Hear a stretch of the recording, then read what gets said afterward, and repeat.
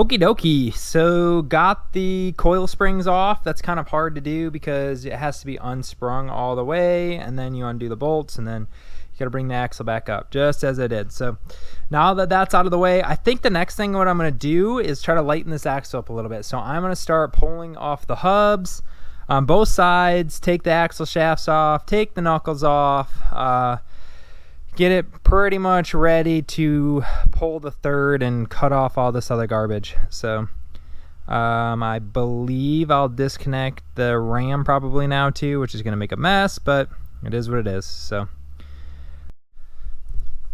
I did just think of something. So instead of disconnecting the ram, the lines on it, I'm just going to pull the ram off and then pop these out. So the ram will just kind of be free floating. That way I don't actually break into the hydraulic fluid or the steering fluid that's in there. So I feel like that's the best way to go, and that's what I'm going to do. So, and there's no mess involved. So we'll try to break these things loose, pop that through, pull the ram off, and then continue our journey.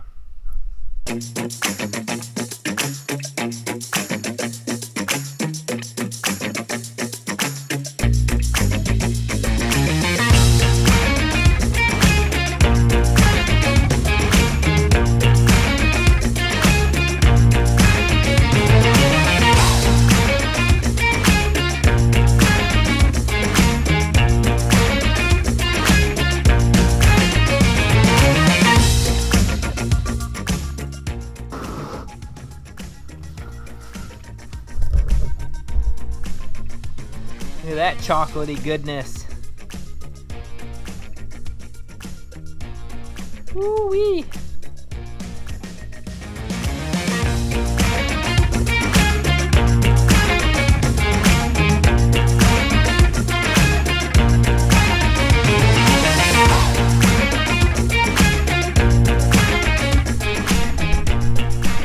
Well, I can't believe this thing wasn't leaking fluid just straight out of the frickin' spindles, because that inner wheel seal is basically non-existent. It's just pouring diff fluid straight into the knuckle, and then it's just so sealed. I mean, there was not even an indication of gear oil being in this thing, so pretty surprised to see how full it was. I mean, this sucker was probably up to here. I think it was pouring out of these holes, so up to here in gear oil, and not a drop was making it onto the ground. So pretty impressive. I guess that's what happens when you RTV everything all solid like that. There is nowhere for it to go. So anyways, yeah, what a mess.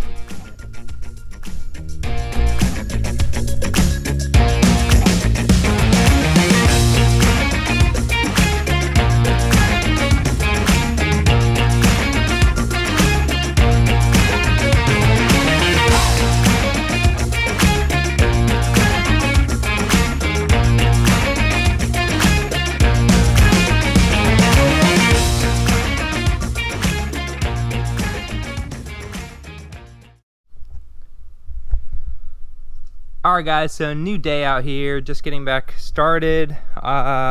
This side's pretty much good to go. So just kind of clean up a couple more of these parts. And then I did start spray painting the knuckle already, cleaned it up, wire wheeled it, and then started putting hammered silver on there to kind of match the rest of the rig. So this side is next. Yank this side apart, and then I think it's time to kind of yank this axle out of here and start pulling that third. So that's what's on this morning's agenda.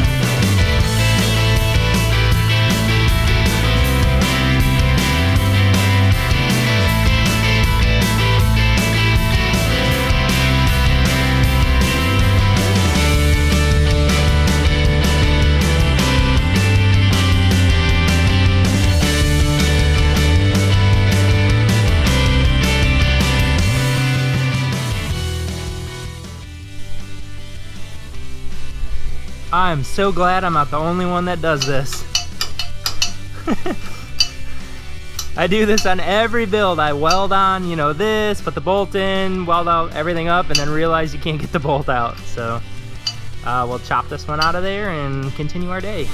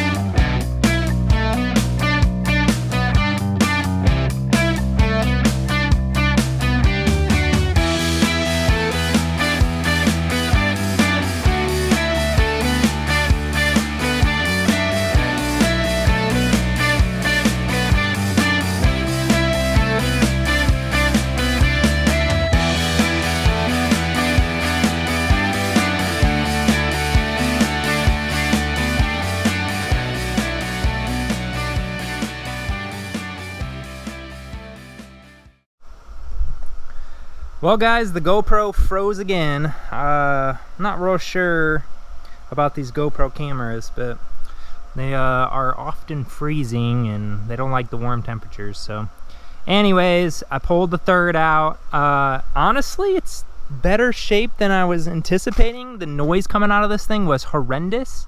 So I'm not 100% sure what's wrong with it. So I'm gonna try to tear it down, possibly rebuild this one, since Josh is getting the fresh pull out from there, put in there, and then he's gifted me this really grimy, nasty axle, but it's a steer axle. So I think I'm gonna try to throw a bunch of bearings in here and then slap it in there, and then I'll have a steer axle for possibly this buggy. So yeah, anyways, that's another day. But yeah, I was pleasantly surprised, I guess, or kind of disappointed this thing wasn't grenaded. I can't find a missing tooth or anything, but it sounded terrible when it was in the buggy, so not real sure what's going on. But on to this. This thing needs so much cleaning, it's ridiculous. So we are going to prop this thing up, get to spraying with the pressure washer, see if I can't clean it up best I can with the pressure washer. Then I'm probably gonna have to wire wheel it, then I need to pull it out of there, and then we'll go from there. So anywho, that's that. So let's get to work.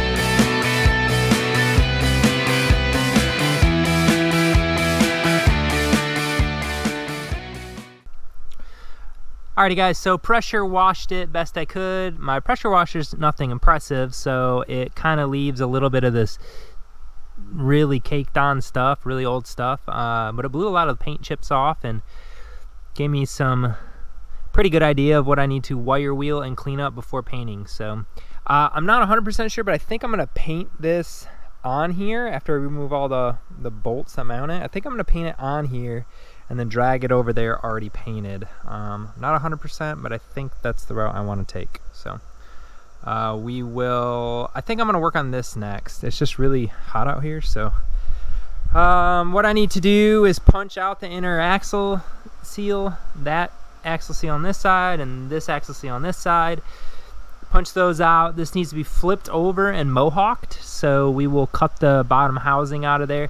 And if you can see this is all metal flakes. I mean, all of that is just a big pile of metal flakes. So something definitely is angry in that thing, but I don't know what, because it doesn't look obvious. So I think that's salvageable. Anyways, let's flip this thing over and punch out some axle seals. I gotta weld up these 4 bolt holes. We're no longer using those. Weld this kind of back on there. Maybe I'll grind it down too, but it needs welded back on there. And yeah, grind that one down. That one's gonna be terrible, but we'll get to work. Oh, and cut this thing off. I don't know what this is, but look, an axle shaft stuck in there or something. I'm not real sure what's going on, but we're gonna cut that off too.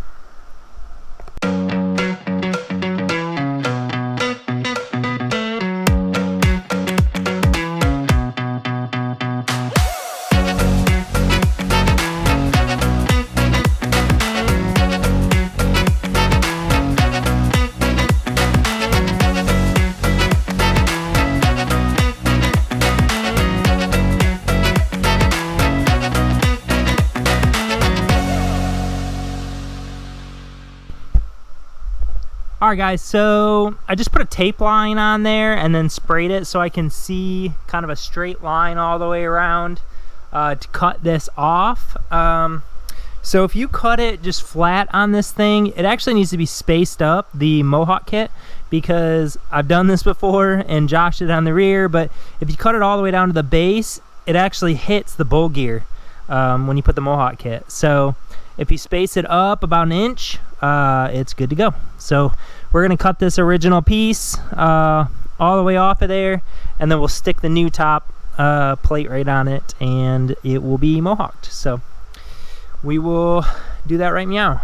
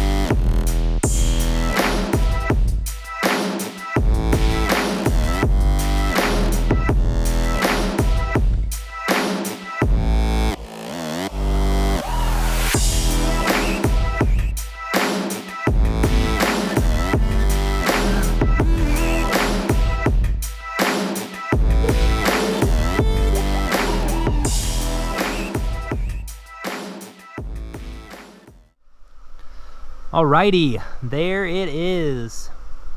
So this is just the outside. I haven't even welded the inside yet, but very happy how it turned out. So she's on there. I'll probably just run the angle grinder to try to get some of these edges off and get it ready for paint. And then I gotta get to a lot of grinding right here. I just plasmaed that off. Big old, I don't even know what it was, whatever that is. Axle shaft or something, some sort of axle shaft stuck in there. So anyways, moving right along.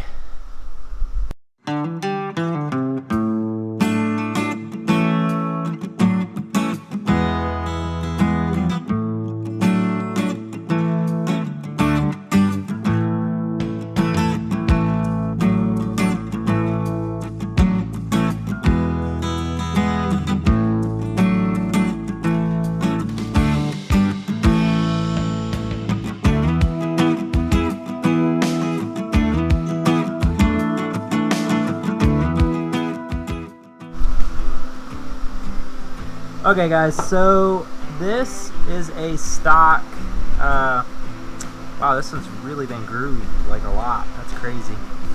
So this is a stock axle seal on a Rockwell, and if you can tell in here, this little rubber piece in here only has a little bit of deflection before it hits this metal or before it starts becoming useless basically.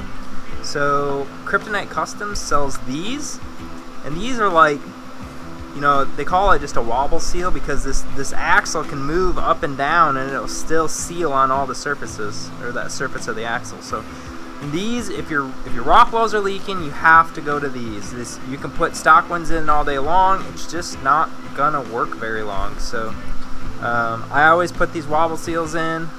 They're through Kryptonite Customs. So check them out.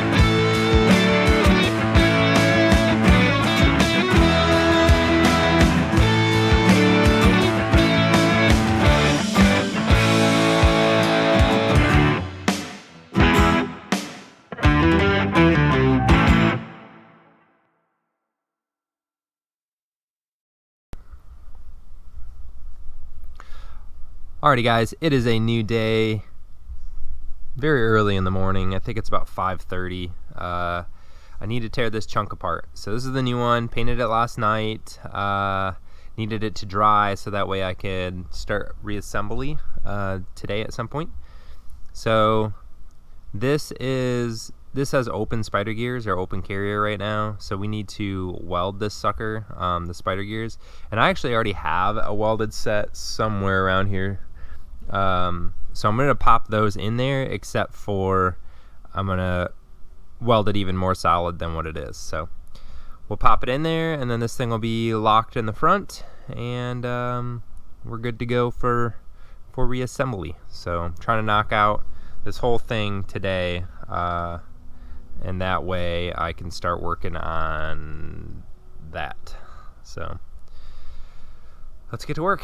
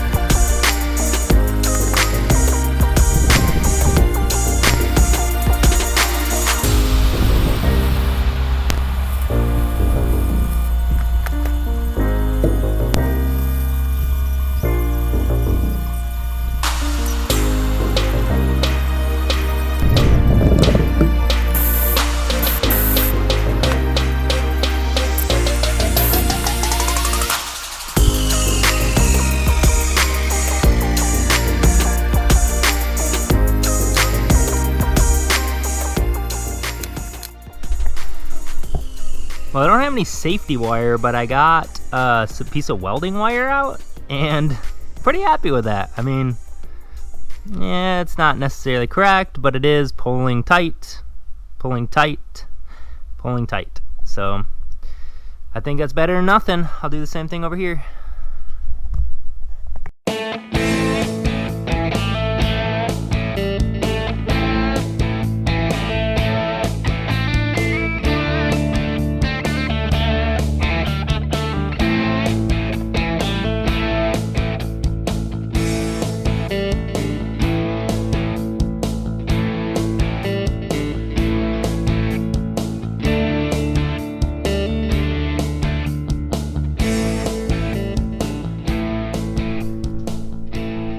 Alrighty guys, there it is, all bolted on there once again. And before I make this thing even heavier by sliding the knuckles on and the axle shafts in, I'm going to take off the links. So the top links are already made. They're the ones that are painted over there.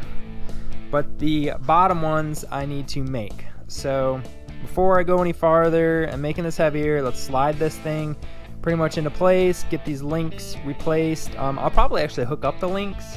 That way, you know, it's just in the right position and ready to rock and roll. So that is probably what's next.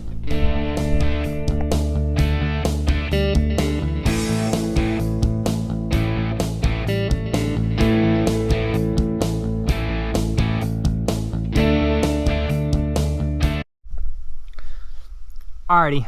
We got a problem. So, well, something I didn't know is that Josh got larger heims. So the joints are larger. So I've already punched 2 holes through here. There were 5/8. Now they're going to 3/4 inch.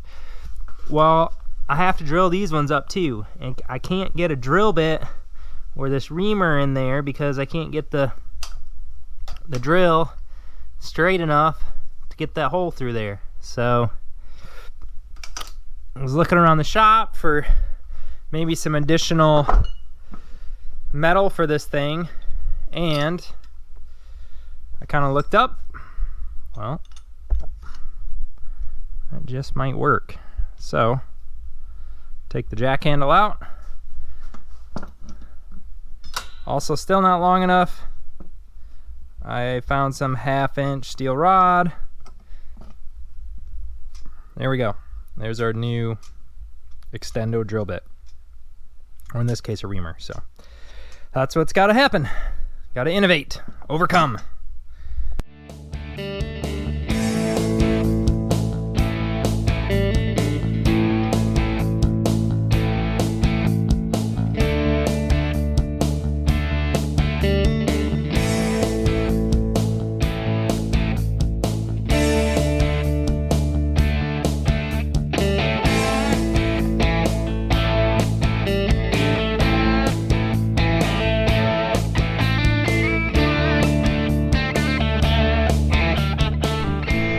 Alright guys, well, reaming 3/4 inch holes through 1/4 inch plate a bunch of times is too much for the old Bauer.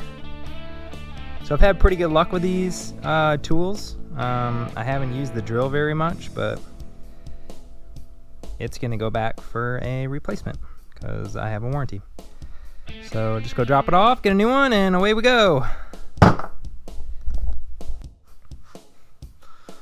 Alright, brand spanking new. I did upgrade to a brushless, so they took my old one back, and then I just had to pay $10 more to get the brushless one. They didn't have a brushless one before, so this is a new release from them, but it sounds really cool. So we'll give it a try.